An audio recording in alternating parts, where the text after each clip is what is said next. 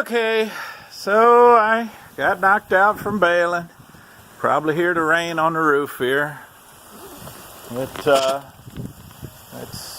don't know, mid-afternoon, come a little rain shower, so everything looks to be good with the baler. It's picking up some crud because of the getting damp, that and fire ant hills. So anyway, I have to replace this tire on the hay rake that blew out when I was raking hay the other day.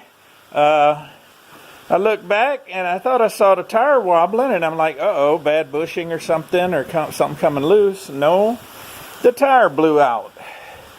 Well, it was raking and it continued to rake, and so I said, you know what, the heck with it, I'm going to go on a rake. So I got down and cranked up the one side, of course, to make the difference for the tire being blown out, and raised that side up a little bit and kept raking. Well, I got to looking here at this rim, and the stem hole was pretty well ate up, so I decided to fix that.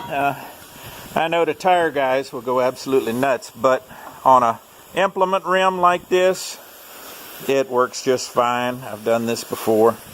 You just hammer a washer using your vise there a little bit, put a little curve into the washer, and see if you can kind of see it. The washer's got a little curve to follow the rim, and then I braze it in.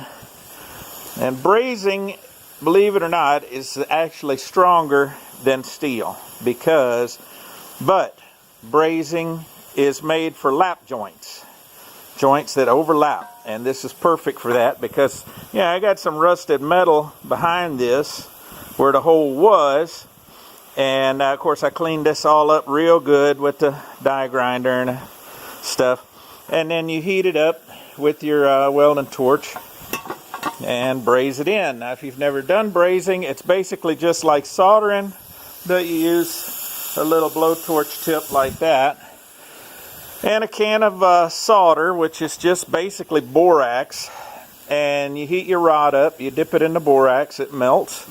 You heat the steel. Wherever you heat the steel is where the brass goes once it gets hot enough to melt. So just tried to clamp it, and it didn't want to clamp, but anyway. And then on this side you can see kind of the edge of the old hole, which I'm going to hit that with the grinder and smooth it out a little bit. But I brazed on this side too, and the metal flows right into the joint. It follows the heat. Wherever the heat is, that's where the brass goes. So if you've never tried brazing, it's actually stronger. You know, if I tried to pull that washer off and I've got a good braze joint, it will rip the steel off out here before it, or rip that washer apart before it actually separates the brass and the steel. Because once that metal wets the surface, which that's what this is called, where the metal flows out, wets the surface, it wicks between the metal, the layers of metal in that lap joint, and seals it up. So anyway, of course I'm using a tube with this, so I mainly just want to keep the rim from chafing the tube. And of course there's another old trick. You can take the old tube, cut this washer out where the stem was on the old tube, because this rubber is like twice as thick as the tube, and you can put that over your new tube stem and stick it through there. I've done that too in the old days when we had cotton trailers, and those rims would get kind of ate up, and that was a quick and easy fix. It's just cutting the washer, stick the new tube right through the stem of the tube, right through the center, and away you go. So anyway, since I'm rained out, I'm going to try and get this rake wheel fixed, because I had to rob a wheel off the other rake to get going again.